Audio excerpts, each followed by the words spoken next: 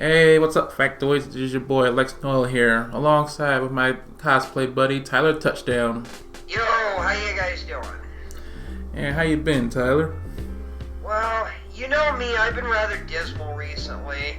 I sadly have been bailing out on my buddy Ed here a couple times because of work reasons. I've been exhausted, guys.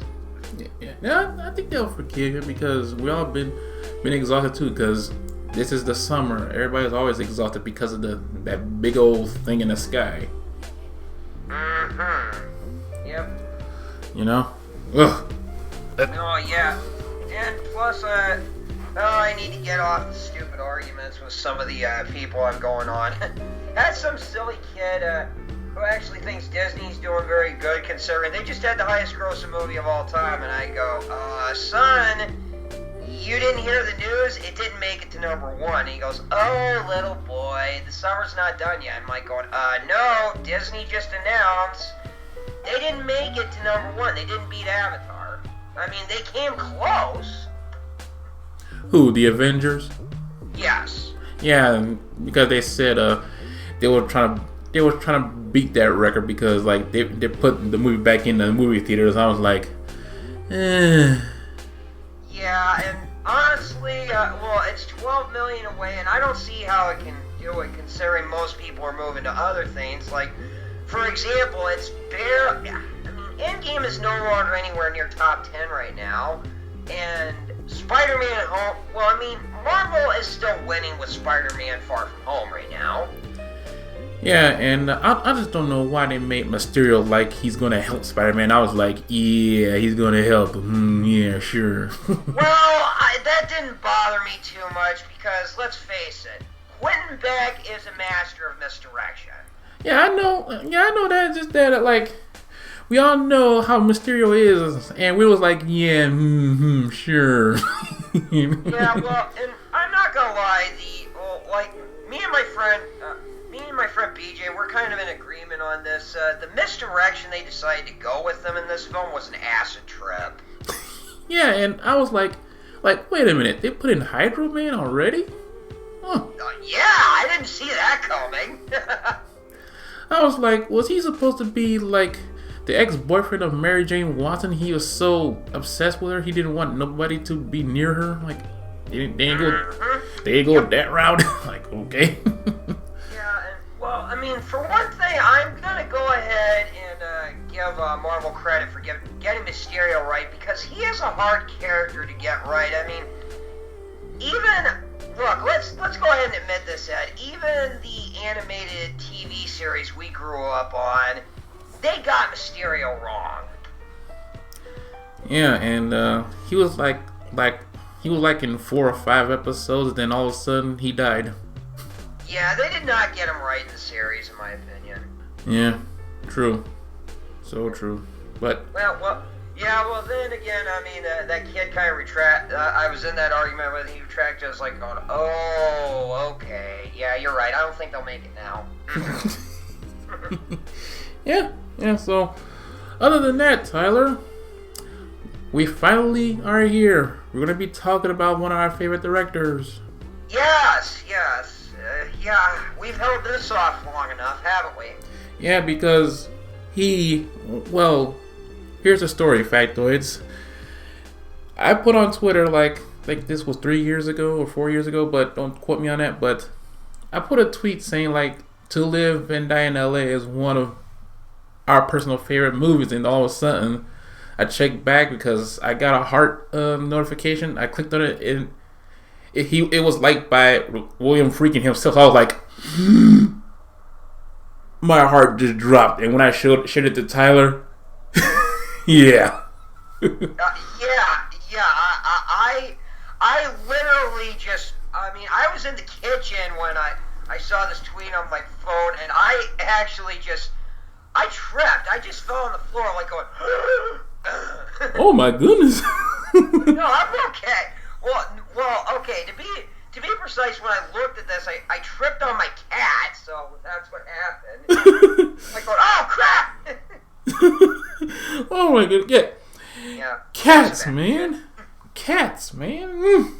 You like to block you. Yep. But yes, William Friedkin, his movies are wow. That's all I want to say. Oh So, and it's really amazing. This guy, I mean, he's in his 80s now, and he's still making movies. Good for him. right? My Yeah, goodness. he's still going. He's still working. Yeah, yeah. And my God. Well, here it is. Like, yes, I never heard this guy before, but here's a story. Yeah, when we first came to Texas, me and my mother, right? We stayed at my aunt's house. Then while everybody was gone, I wanted to watch a movie. Then I saw this movie called To Live and Die in L.A. And I was like, okay, I'll watch this. Then when I watched it, oh my goodness, I was Yes. like, wow, this movie here. Mm-hmm. Oh, what were you about to say? Well, no, keep going. Yeah, and oh my goodness, Ken Masters is one of my top favorite '80s villains in there in movies. Because I was like, oh, so that's how you make counterfeit money? Uh-huh. Yeah, and if I'm not mistaken, they actually found a guy who, Freakin actually brought, one of the consultants they brought into this was actually a man who got busted for counterfeit. And he actually showed him this is how you do it, really. At least that's how you did it back then. Yeah. Yeah. Yeah, because he wanted to be authentic because like I want to get a villain that knows how to make counterfeit money. So yeah, he got a guy who used to do counterfeit money and yeah. Yeah, and well, my introduction to this movie was my parents used to record a lot of movies on VHS that were on HBO whenever they would come on, and one tape my mother used to watch all the time was a double feature she had on a VHS.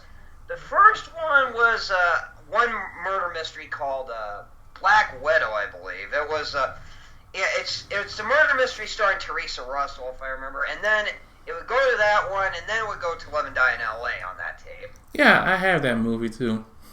Oh, really? Yeah. Nice. Yeah, that was the thing. My mother, she was big into murder mysteries and courtroom dramas, so which is why I'm into them as well. So.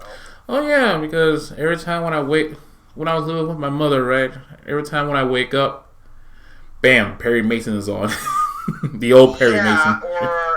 When I was a kid, I would always go into my mother's room. She'd be watching a courtroom drama like True Believer or A Few Good Men, or hell, I mean, another show I catch her watching a lot is Jag. Oh yeah, I remember Jag. Well, yeah, I have respect from that. I mean, that show is from the same guy who created Quantum Leap, so. Yeah. Yeah, I'm sorry, people. I'm still a little bit salty about how that show in Quantum Leap. I was like, why? Well, at this point, I've managed to accept it, and I mean, at least they didn't get a chance to ruin it. I mean, sometimes this is how I am about franchises nowadays. Sometimes it's better for a show to say goodbye instead of overstaying the welcome. Yeah, I agree with you with that, but still, just. Well, yeah, I know. I mean, I know it kind of made me salty at first, but now it's been left open to interpretation. And plus, from what they showed, I mean, Al got a happy ending at the very end of the series, so I'll go ahead and let it pass. Yeah, what happened to him again? Well, Sam actually went and talked to his first wife at the very last episode, saying he's still alive. Then he leaps off, and it's revealed Al never remarried after that. Beth waited for him when he got out of Vietnam. They're still together, have 5 kids. Oh, nice. So he's not a hologram anymore. Yeah, Al got a happy ending at the end of the series. Oh, that's cool. Yeah. Sorry we got off topic. Sorry. I'm sorry. Yeah.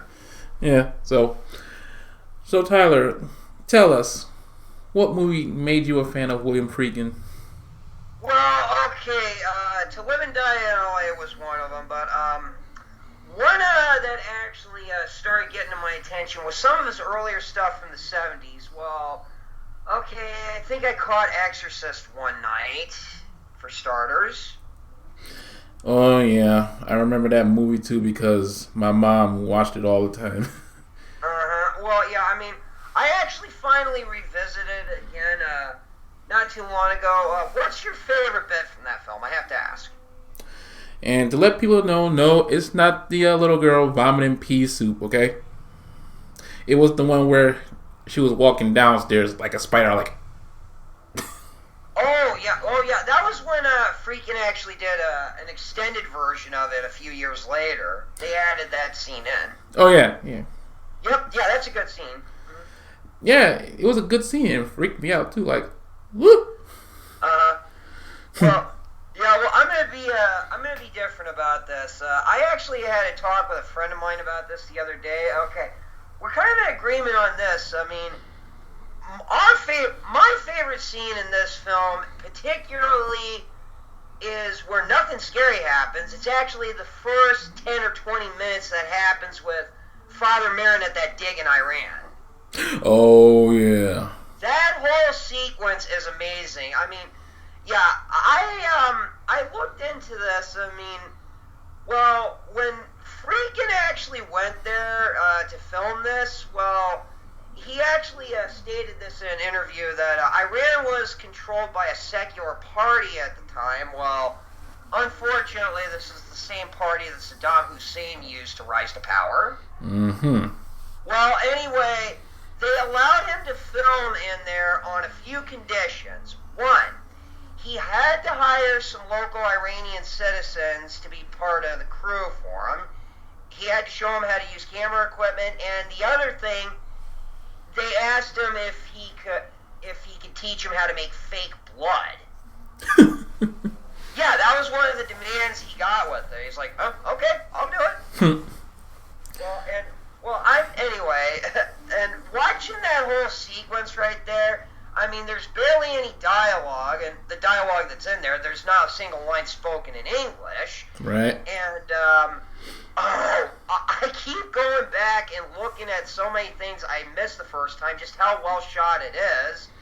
True. And I think Mr. Friedkin said, there's a lot of details in there that came off as a happy accident. Wow. You know the freaking demon that's possessing him, that possesses the little girl Reagan, is kind of affiliated with Bugs, as we know in the series, right? Yeah.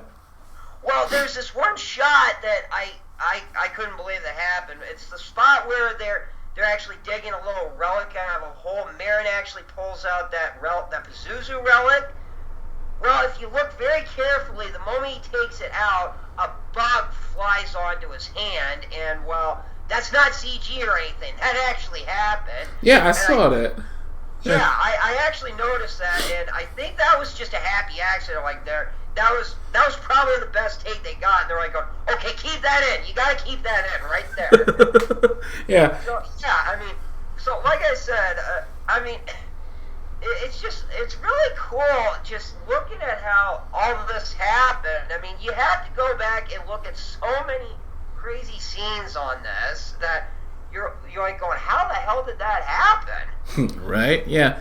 And also, when I saw the movie poster of it, it made my, as a kid, it made me scared because, like, you just see the priest just standing out in the street and the light from that Reagan's room just shining on. I was like, oh boy. And well, and not only that, that movie has got a great cast too. Oh yeah. Don't get me wrong. Of course, we've mentioned Max von Sydow many times on our podcast. We love that guy to death. Yeah, and Linda Blair. Linda Blair, and of course, the great Jason Miller. Oh yeah. Yeah, I actually checked. This was actually a great year for Jason Miller when this film came out. See, the only reason he did this movie was he needed funds to go direct a play he wrote. Yeah, it was a play he wrote called That Champion Season. If I remember, him and Paul Sorvino were part of that cast. Oh, nice.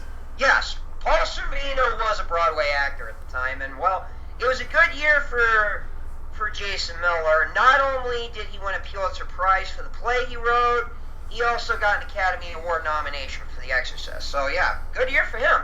Yeah, and also, yeah, every time when I'm with my mother, our tradition is like on Halloween we just sit down and watch The Exorcist. Well, yeah, I mean, I've gotten to a point where everything else in the film it's not that real scary to me. I mean, maybe by today's standards it's not, but it's still well done that I respect it. And all the stuff that they have, they shot in Washington, because, alright, last year I actually did go to Washington, D.C. for the first time.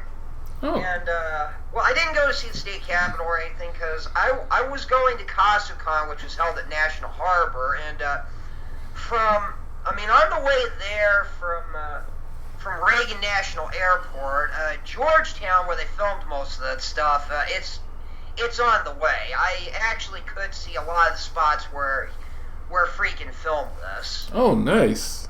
Mm-hmm. Well, oh yeah, I mean, most of the houses and buildings have been renovated since, but still, you walk around there, you can easily pinpoint the very spots where he filmed such as. I mean, I think, yeah, the famous stairwell from the film is still there.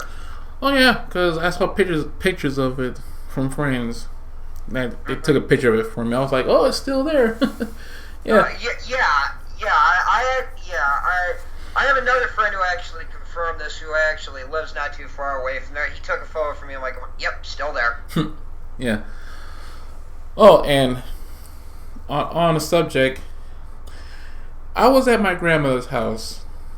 While she was cleaning up, she let me watch a movie, and I was just watching this one movie. Then I didn't know what was it called. It was called The French Connection. I was like, I didn't know, so I started watching it. Then what made me a fan of this movie was the car chase. Like, wow. Oh yeah, one of the greatest car chases ever. Yes, the adventure of the detectives, codenamed Popeye and Cloudy. I know it's kind of goofy, but no, my father actually got me into this because, well, my father was more into the fast-paced action movies of those times. In fact, well, one day, this happened on a weekend when I was a kid. We got a new channel at the time that was called Encore, if you remember that. Yeah. Well, okay, Encore is not like it is today. Back then, they would just play movies from 60s, 70s, and 80s. That was it. And, well, there was a double feature that day. It was French Connection and 7-Ups. Oh, I never seen that one. I need to watch that one. Well, oh, yeah. Well, two great car chases, and Roy Scheider's in both of them. Yeah. Yeah, I heard that he was in both of them. I was like, nice. Yeah, well, because of French Connection, it's no wonder Roy Scheider has been typecast as a cop in a lot of his films. I mean, you have him in the 7-Ups, you have him as that pilot in Blue Thunder, you have him as Chief Brody in Jaws, so...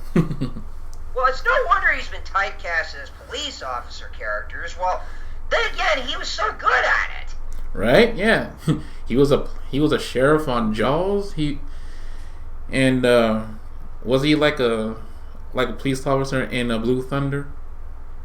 Well, yeah, he was a police officer. He was. God dang it! It's been so long since I've seen Blue Thunder. Yeah, it's my mission to go find it on VHS or DVD because I like helicopter movies. Oh yeah, me too. Oh my goodness! So, what else you like from French Connection? Okay, well, yes. I actually became a fan of Gene Hackman because of this movie. Nice. Mm-hmm. Yeah. Well, yeah. Now I know why everybody always called it. I mean, I saw him in a lot of films over the years, just kind of supporting roles. But then, when I got older, I understood why everybody held this man in high regard. Because, yeah, Gene Hackman is that great of an actor. Yeah, he was an awesome Lex Luthor. He was awesome on the French Connection. And you remember that movie when he was on that movie with Sharon Stone and a very young Leonardo DiCaprio. Ah, yes. And then there was another one where he did with Mary Elizabeth Mastrantonio. It's called Class Action. It's a courtroom drama where she's the prosecutor. I think he's the prosecutor and she's the defendant. I can't remember. But what makes this conflicting is it's father and daughter. Oh. Yeah, it's another favorite courtroom drama for my mother. So nice. She loves courtroom dramas, like I said. Yeah, so does my mother. And what was it called again? Class Action. Okay. Class Action. I'll go look for it. I need to go revisit it. I vaguely remember watching it as a kid, but that's another movie a lot of people hold in high regard from Hackman. Oh yeah, I remember watching this movie now. Yeah. I barely remember it. Yeah. Oh well. Yeah, like we said, we need to revisit it again. God, we're getting old. Our brains are suffering, Ed. I know it's.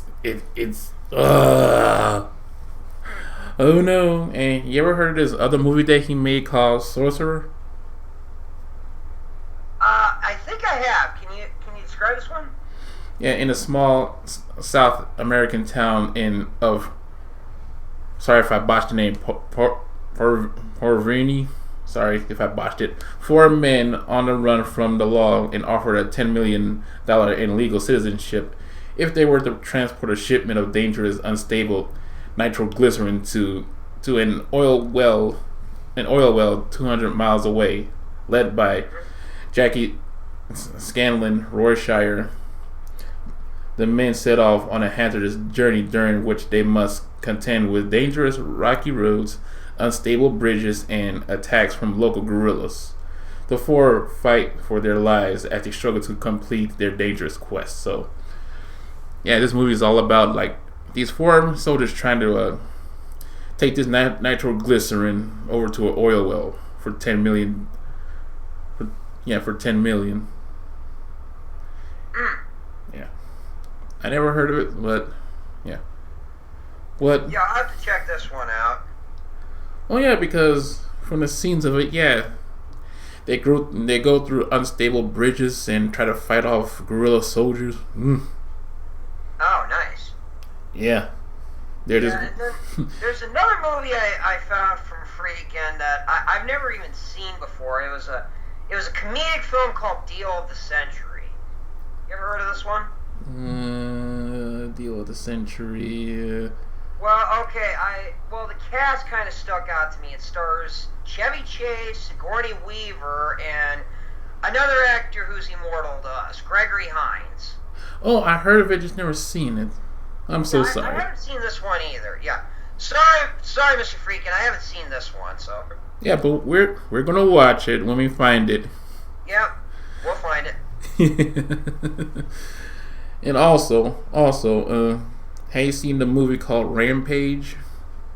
I've heard of this one, yes. Yes, we're not talking about the video game or the movie starring Dwayne Johnson. People, no, people, we're not talking about that. It's a thriller drama starring Michael Biehn. Yeah, Hicks himself. Yes. So yeah. Also. Oh yeah. Shall we talk about Live and Die in LA again? Let's go run down on this one since this is our favorite one from him. Yeah. And what got me hooked on this was the beginning of the movie. It's like once you see you see the title card come up, and then all of a sudden you hear that amazing song. I mean, music drop when the movie is about to start. This is the band. The song is made by Wang Chung. Well, yeah, they did the whole soundtrack to this film. Yeah, but the beginning of the movie, oh my goodness! I said to myself, I could listen to the intro song all day. Well, yeah, and then all of a sudden it leads to a freaking terrorist, and then It leads to the very first line you get from Will Peterson. He points the gun at the terrorist. Yeah. And he yells, "Right there, fella!" Oh my goodness, yeah, yeah, and also one of my favorite scenes is where you see this awesome actor William Peterson. Yes, that William Peterson from NCI, the first one. CSI Las Vegas. Yeah, sorry, CSI. Yes, the first one. I said to myself, is he about to commit suicide? Nope, he's buddy jumping. Yeah, and then it leads to him going to check on his partner, who's played by Robert Downey Sr. Yes. Yeah, Iron Man's father is this role, and then all of a sudden, okay, his father, and guess what? Bob Downey Sr. ends up saying, "I'm getting too old for this shit." Yes. Yeah, believe it or not, I wanted to say Friedkin started this. I mean, he did this long before Lethal Weapon was created, and long before Danny Glover popularized that line. Like, Friedkin, you should be getting some royalties for that. Right? Yeah, and like I said, one of my favorite villains from this movie from the 80s is, yes, Rick Masters, played by Willem Dafoe. Yeah, this was the very first film I ever saw William Dafoe in. Me too. Mm-hmm. Oh my goodness, but man, when I heard his voice, when he said, "Buddy, you're in the wrong place at the wrong time."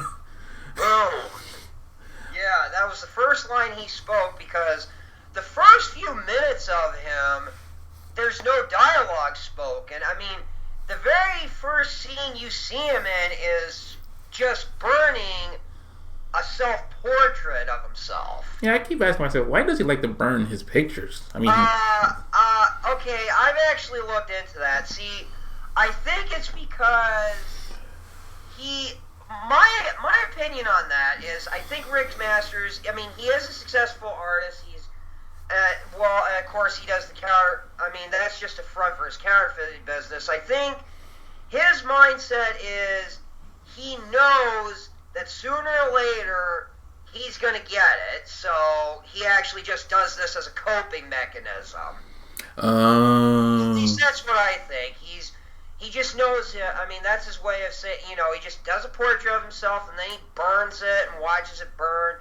He's like thinking to himself, okay, yeah, I know I'm going to go down sooner or later, so I might as well just go ahead and use this as a coping mechanism, realizing this is going to be my fate. And, well, also, that scene does some foreshadowing for later. Yeah. Yes. Yeah. I just thought of it like, oh yeah. And also, in that one scene where he's making counterfeit money, I was like, every time when I see that scene, I just want to keep on watching it because it's just so fascinating to watch. Like, huh, Well, yeah, and of course the montage style of it. I mean, well, hey, 80s were known for montage style scenes, okay? Right? Yes, I like doing montages. Yes. And oh my goodness, and yeah, there's a lot of great actors in this movie. Okay, like William Dafoe is in it, and then we have performances from Dean Stockwell. Yeah, he's one of my favorite underrated actors. Oh yeah, he's really good. I mean, this is before Quantum Leap made him famous, and also there's a role played by John Turturro in this. This is before he was better known for doing comedies. Yeah, and being in the Transformer movies, right? Yeah, well then again, John Turturro is an actor. I'm convinced that guy can do anything. Dramatic and comedic wise, he's really good at it. Yes. I mean, the guy's a great character actor, and I'm willing to say Friedkin actually must have been one of the people that popularized Turturro. Yeah, because I did like his performance on this movie too. Mm-hmm. And well, also, and Bill Peterson. Okay, believe it or not, this was only his second feature film. Really? and it was his very first lead role. And then a year later, he went on to play Agent Will Graham in Manhunter. So you look at his performance in this movie and in Manhunter. Clearly, this is an actor who should have gotten more lead roles back then.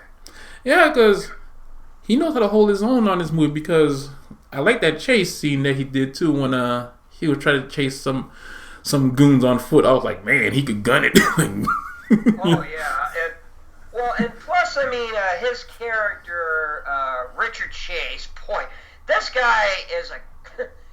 I mean, yeah, you are rooting for this guy, but he is such a cocky son of a bitch. Oh yeah, and I do like his partner because I couldn't believe that this is the same guy who played Ira on Mad About You. Like oh yeah, that was years before he went on to be in Mad About You. Yeah. And, well, no, he's really good in this. He could do serious work too, and and it kind of has kind of the stereotypes. You have Peterson's character, who is basically the cocky, do whatever it takes kind of attitude. Yeah. And then you have the partner, who's the by the book kind of pansy character. Yeah, and although he ends up transitioning quite a lot because of his experience in the story of this film. Yeah, because I think that car chase scene changed his character. Well, that and what happens to his partner near the end. Should we just spoil it? Yeah. Okay, yeah. Bill Peterson's character actually gets shot in the face. Yeah, I was like, ooh.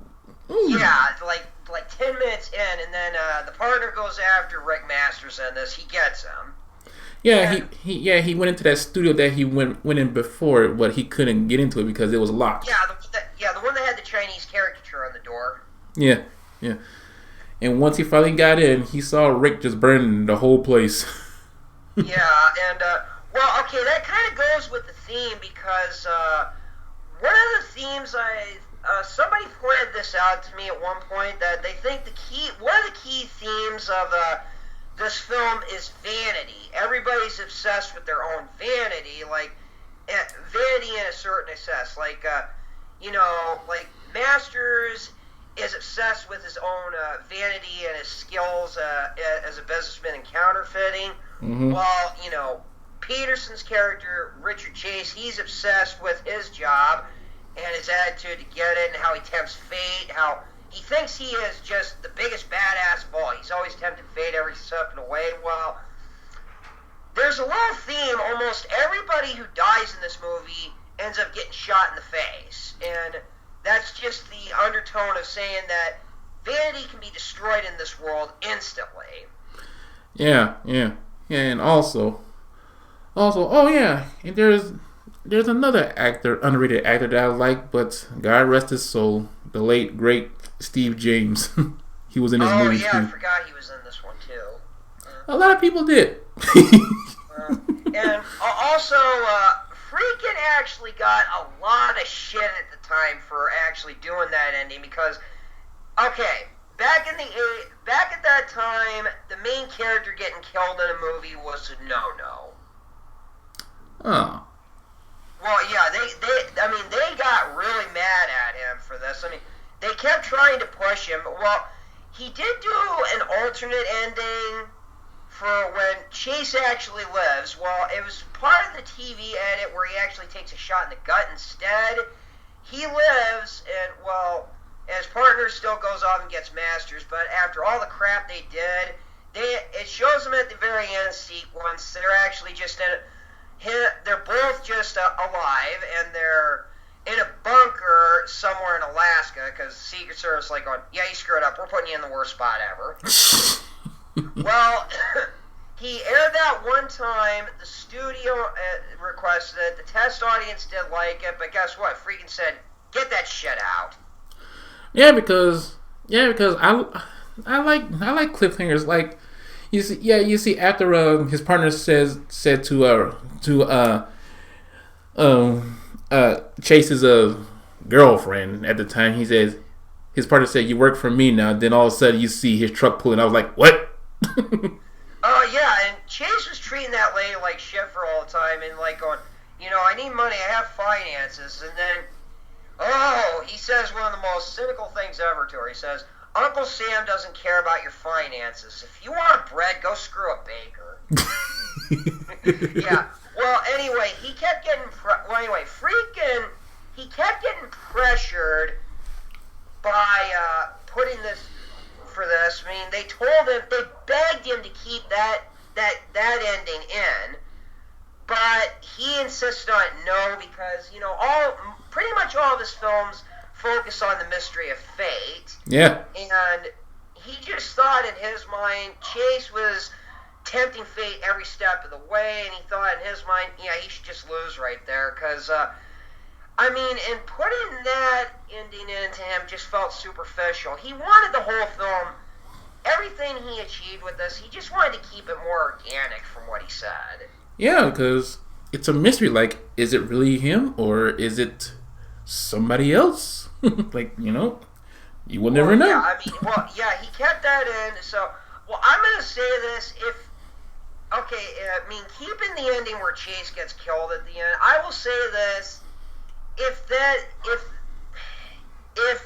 he did cave in and not get that in there, I don't think the film would have the lasting impact that it has now.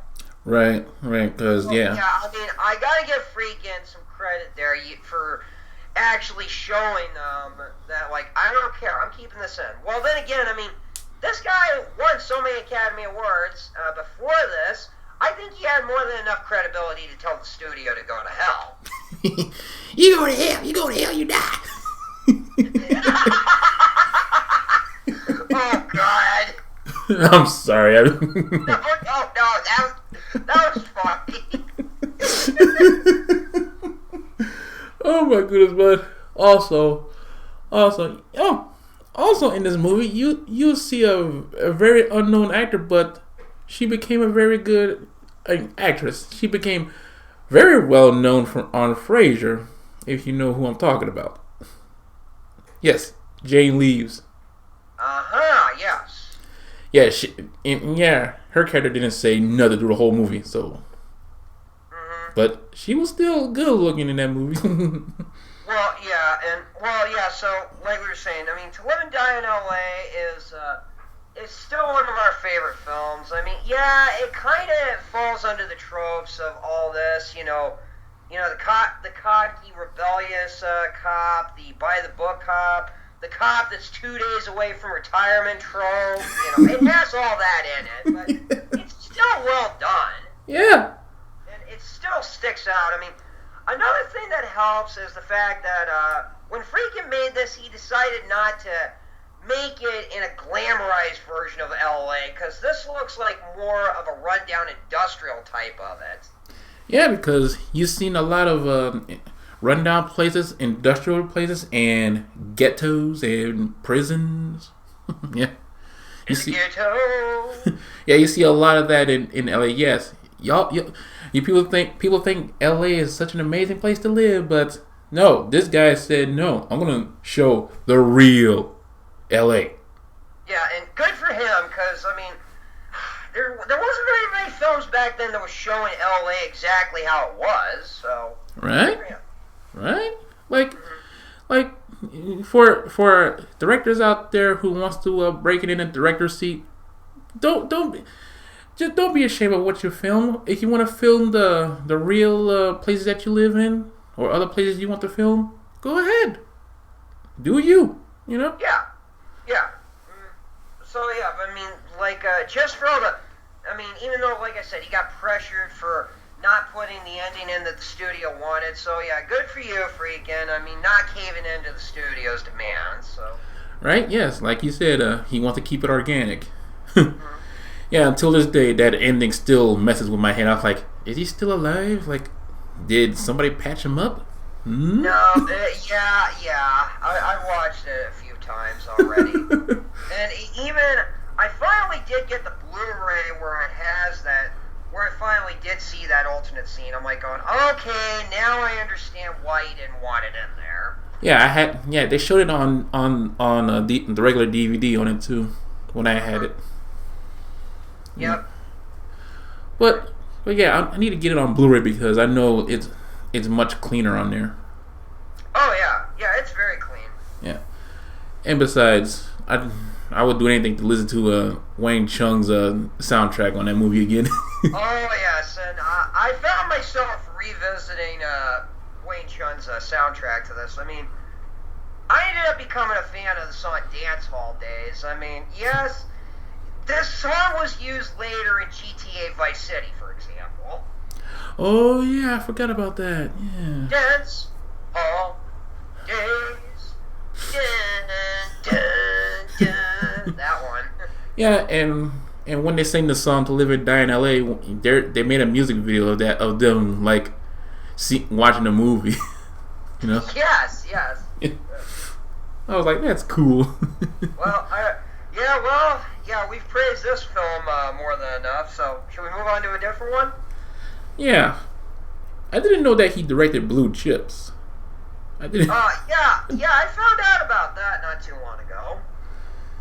Yeah, I remember seeing trailers for this movie. I just never seen it. You know, have you seen it? No, I haven't gotten a chance to watch it yet. Well, if y'all never heard of it, it's about Peter Bell, played by Nick Nolte, is a college basketball coach who has. Oh wait, yes, I have seen Blue Chips now. I remember it now. Shaquille O'Neal is in that. Yeah. Oh yes, yeah. This is actually a pretty good one. Yeah. And can you believe Shaquille O'Neal's character's name is Neon Bordeaux? Neon. Yeah, I know that. And this one actually has. It just shows you know, just how crazy it gets. I mean, the whole gambling thing that goes into it, the whole corporate mechanism that's brought to it. Like they're getting the best players money can buy. Yeah. Yeah. Well, not to mention the fact that, oh boy, yes, J.T. Walsh is in this, and J.T. Walsh had a reputation for playing rather sleuthy characters. This film brings out the best of that. Wow, I never heard that. I haven't heard that name in a good while. Oh yeah, God rest his soul. J.T. Walsh was a great actor. Wait, he died? Yeah, he died. He died in the late 90s, if I remember. In fact, Jack Nicholson was one of his closest buddies, and whenever he won an Academy Award for As Good as It Gets, he won it on behalf of Walsh. Oh wow! I didn't know that. Like because I remember JT when he's hosted America's Most Wanted. Well, yeah. I also remember him from a comedy with Dudley Moore called Crazy People. Oh, I see that movie. Yeah, about how they tried to put truth in advertisements. Well, he brings it to him, and then this was my introduction to J.T. Wall. He's looking at these ads, and the very first line I ever heard him utter in my life just summed up the characters he plays perfectly. Is this some kind of fucking joke? Oh, yeah, but no, J.T. Walsh is very, very sleuthy in Blue Chips. And, and Nick Nolte, yeah, he's pretty good as the crazy, that crazy no-nonsense basketball coach that you kind of see. I mean, obviously he had to have taken some inspiration from real-life coach Bobby Knight. Oh, yeah. Yeah. We all know about Bobby Knight. Woo! Oh, yes, we all know about Bobby Knight. And, yeah. Well, yeah, I apologize. This movie, it finally came back to me. Yeah, I remember this movie now. Oh, cool. And what else? Oh, do you know this other movie that came out in the 1980s starring Al Pacino called Cruising? No, I've never seen that one. Me neither. Yeah. Here it is. A psychopath is scouring New York City. Never mind. Yeah. Oh boy. Yeah. Yeah. Okay, and here's another film that I remember that came out from him. It's called Rules of Engagement. Yeah, I was about to say. I was about to talk about that one. Mm-hmm. Yeah. If y'all don't know, if y'all seen this movie, cool. If y'all don't know, here it is. Colonel Terry Childers, hope I pronounce it right, played by Samuel L. Jackson, is a 30-year Marine veteran, a decorated officer with combat experience in Vietnam, Beirut, and Desert Storm. A patriot, a hero, but now the country he serves so well has put him on trial for a rescue mission that went terribly wrong. For his for his attorney, he has chosen Marine Colonel Hayes Hodgins, Tommy Lee Jones, a comrade in arms who owes his life to Childers. So yeah. Yeah, well, I mean, I will go ahead and say this. I did finally get to watch this movie. Yeah, I mean, some people do claim that this movie was cashing in on films like A Few Good Men or Courage Under Fire. Well, I can go ahead and see the similarities behind those, so... Yeah, me too, I think the film stands out fine on its own. Right? Yeah, and... I did enjoy the Samuel L. Jackson and Tommy Lee Jones' performance on that movie. Oh yes. Oh, have you heard of this movie? The Night They Raided Minsky's. No, I've never heard of that one. Yeah, it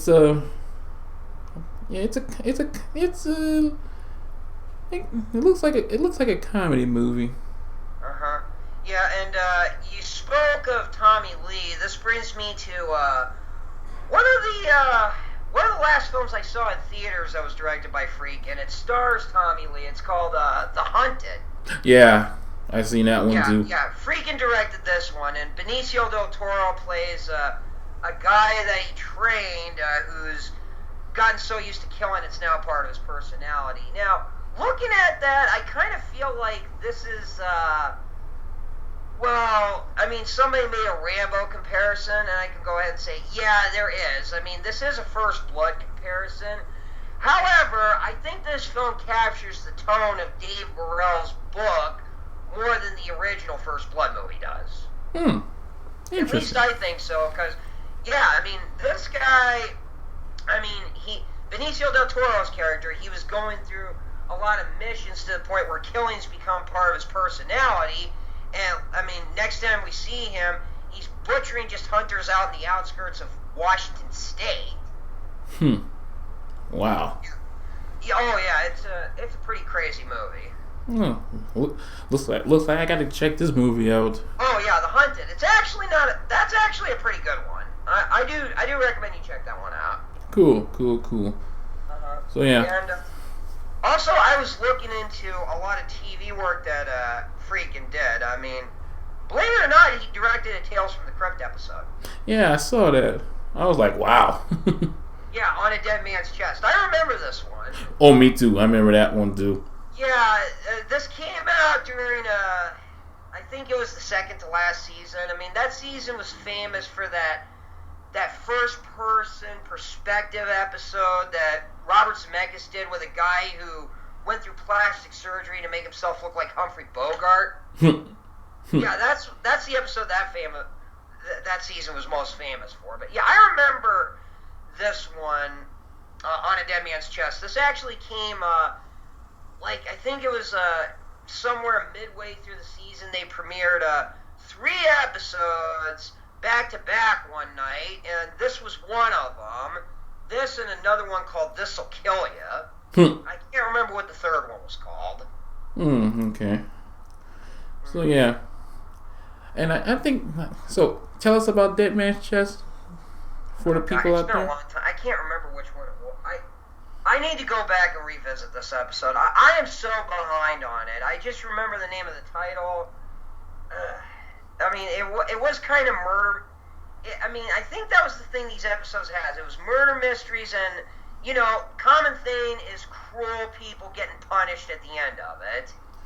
Yeah, just like that one episode of Tales from the Crypt that I like, where this guy, he loves electrocuting people. Oh, yeah. That was the very first episode, The Man Who Was Death. Yeah. Yes. It's no wonder William Sadler became a regular on that series. True. Yeah. But yeah, Mr. Friedkin, if you're listening to this, I apologize. It's been a long, long time since I've seen this episode, about 20 years. I mean, I do remember the title of it, I just can't remember what happened in it. I mean, it's been so long. Yeah. And yes, people. Yes, please check out his movies. And if you see To Live and Die in LA out there in thrift stores or somewhere, please pick it up. Oh yeah, believe it or not, I my Blu-ray copy, I found this at a Dollar General for only $5. Oh, you lucky punk.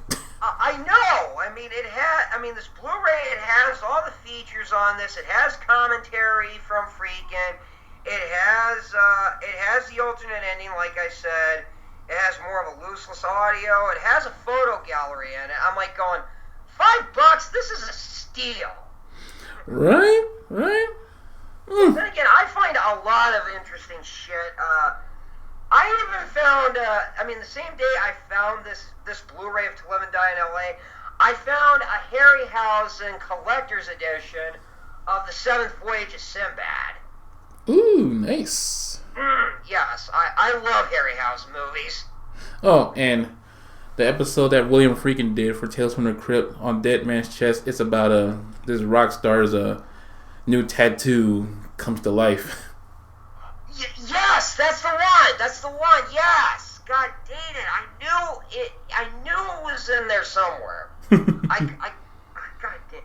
Well, like I said, my memory is shot right now. I mean, there were so many damn episodes I saw that as a kid. Oh, me too. Yeah, and I saw. There was that. There was the one with the cutting cards. The one with the two gamblers who hate each other. And the one with Arnold Schwarzenegger in it. Yes, and Switch. Yeah, where William Hickey played the lead in that. Yeah. It's funny seeing Arnold trying to make the Crypt Keeper work out. Like, come on, don't be such a girly man. Oh yeah, that scene always made me laugh. Where Crypty's trying to lift, is like, oh, it's disgusting what people have to do to get in shape. And then he comes over, puts his arm around him, is like, what's the matter with you? And he gives him this look. Oh my goodness, yes. Oh my god. Yeah, and to let y'all know, me and Danielle saw the entire season of Tales from the Crypt at Half Price Books. Oh yeah. We wanted to. Oh, there's an interesting tidbit about the Switch. Okay, the muscle guy in the series, who's actually swapping body with parts with William Hickey. That's the same guy that Arnold beat up in the apartment in the first Terminator movie. Oh. You mean wait, that one Juju's boyfriend. Oh, okay. Well, yeah. No, he actually gave him a part. He actually was the one who got him a part in Terminator because they were gym buddies. And then when he went on to direct this episode, he's like, going, hey, why don't you be one of the leads in this? I'm like, oh, okay, why not? Yeah. But like we said, people, please pick up some of his movies, and if you see some television a show that's directed by him, please give it a watch. Oh yeah. Go ahead and pick up some stuff from Friedkin. I mean, obviously you've seen Exorcist, but yeah, watch French Connection if you haven't watched it. Watch To Live and Die in L.A. if you haven't seen it. Blue Chips, yes, that's another one that's worth a watch. And yes, Rules of Engagement and The Hunted. Those are the ones from him recently that came out recently from him I've seen. I really like them. So. Yeah, and that one movie called Bug that made me. Ew, yuck. Yeah. Yeah, watch it at your own risk, okay? I advise you. So with that being said, Mr. Friedkin, thank you. Yes. Yeah, just thank you for the awesome movies that you've given us. And yes, sir. And and thank you for some pretty good TV work as well. So. Oh yeah, and also thank you for To Live and Die in L.A. We just can't stop watching it. Yes. My mother got me into this film. Yeah. You made my mother a fan of this, and I became a fan of you afterwards. sir. Yeah. And I learned about this movie by myself thanks to my aunt because she let me watch one of her movies. I was like, oh, let me watch this one. Yeah. With that being said, and some shameless plugs. No, not shameless plugs. Announcement. Yes, this is gonna be my 10th year going to Anime Fest, and it's gonna be cool because Tyler is coming back, and we're gonna be the Heroes for Hire. Yeah. This won't be my 10th year. However, it will be the 10th anniversary of when I came there first. Also, the same weekend I met my buddy over here. Yeah. I was the first person that he talked to, right? You were one of the first. Oh. Yeah, well, we were in line for the cosplay contest. I was sitting next to you and another kid who was dressed up in Fallout 3 armor. Yeah, I still remember him, but I lost contact with him on Facebook. Yeah, I haven't heard from him in a long time either, sadly. I hope yeah, Reggie is his name. I hope he's doing well. Yeah, and also, once again, he's gonna come back to Arlington for Retropalooza in Arlington. Oh, yes. And this time, I'll have a better camera. Yeah, me too, for that matter. Hopefully I can get some damn effects going through my videos from now on. Well, just do what I did. I got this HD Sony HD camera for $85 at eBay. Hey. Yeah, well, I just hope my camera's not gonna be a dumbass from now on. I mean, it's gonna make me act like I should treat how Yosemite Sam treated the camel in that desert cartoon. When I said whoa, I mean whoa. Whoa!